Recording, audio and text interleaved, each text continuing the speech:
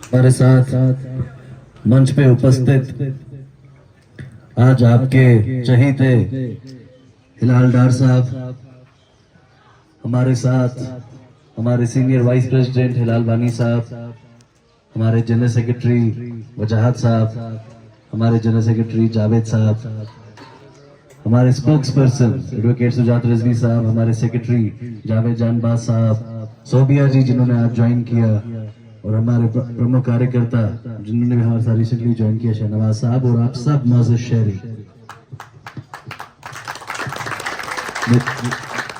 देखिए, ज्वाइनिंग करना, पार्टी के साथ आना, इसके पीछे कोई बेस होती है, कोई वजह होती है। वो वजह ये होती है कि हम अपने घर की बेहतरी चाहते हैं, हम अपने मोहल्ले की बेहतरी चाहते हैं, हम अपने वार्ड की बेहतरी चाहते हैं, अपनी कॉन्स्टिट्यूंसी की बेहतरी चाहते हैं, अपनी डिस्ट्रिक्ट की बेहतरी चाहते हैं, और अपनी स्टेट की बेहतरी चाहते हैं, अपने मुल्क की बेहतरी चाहते हैं।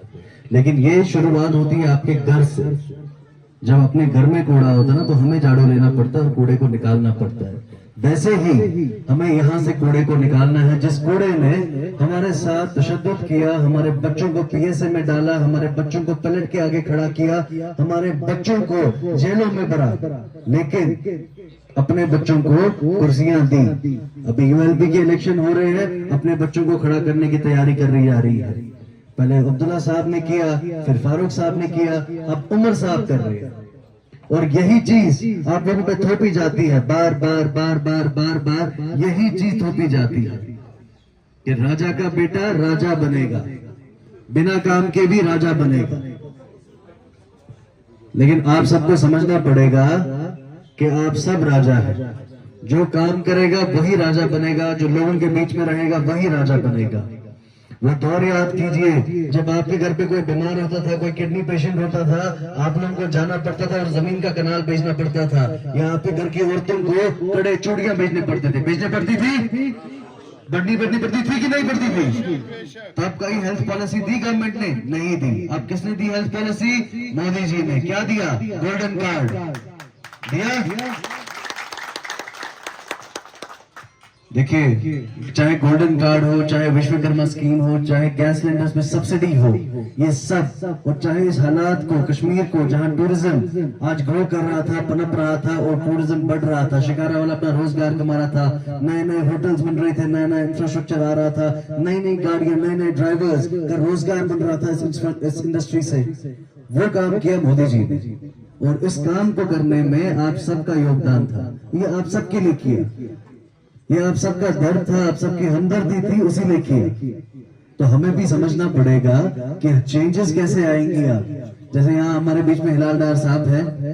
हिलाल डार साहब क्यों आए हैं पार्टी में? क्यों आए हैं पार्टी में? इसीलिए आए हैं ताकि आपकी बात को हमारे तक ले आए, और हम आपकी बात को एडमिनिस्ट्रेशन तक ले जाए, हम आपकी बात को वहां ले जाए जहां आपकी बात की सुनवाई हो।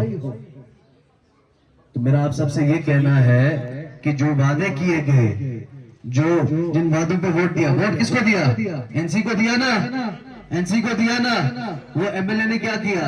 एमएलए ने तब बोला मैं 5-5 हजार रुपए दूंगा। दिया? 5,000 मिला किसी को? अरे जोर से बोलो भैया, 5,000 मिला? 5,000 मिला? उसने बोला राशन दूंगा। दिया? फ्री राशन मिला? बोला 1 लाख नौकरियां दूंगा। किस किस को नौकरी मिली? किस किस को नौकरी मिली? जब नहीं मिली नौकरी, राशन नहीं मिला, गैस सिलेंडर बोला, गैस सिलेंडर एक मिला किसी को? जब कुछ भी नहीं मिला तो बार बार जाके एनसी को वोट क्यों देना? बार बार जाके एनसी के नुमाइंदों को खड़ा क्यों करना जो आपकी बात भी ना रखे? वो आए हैं अपने मकसद के लिए, अपनी सिक्योरिटीज के लिए, अपनी गाड़ियों के लिए, अपने मजों के लिए, आपके लिए नहीं है वो। क्या आप जाते हैं उसके ऑफिस, एंट्री देता है, एक्सेस देता है? देता है। तो वही तो मैं कह रहा हूँ, ऐसे लोगों को चुनना है, ऐसे लोगों को उठाना है जो आपके बीच में से आए हैं। यहाँ आपके बीच में शाइना जी काम कर रही है काफी समय से, अब हिलाल साहब काम कर रहे हैं काफी समय से। जो भी चुनाव होगा, आज मेरे साथ एक वादा करिए, जो भी चुनाव होगा उसमें भाजपा का कैंडिडेट यहाँ से जीत कर जाएगा। वोट देंगे, भाजपा को देंगे। एनसी को देंगे, एनसी को देंगे, कांग्रेस को देंगे, किसको देंगे? बिल्कुल।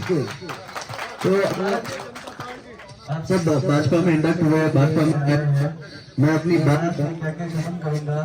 क्या होने दो, ये सब धुआं है, आसमां थोड़ी है। लगेगी आग बस्ती में, आएंगे जद में और भी मकान, यहाँ सिर्फ हमारा मकान थोड़ी है।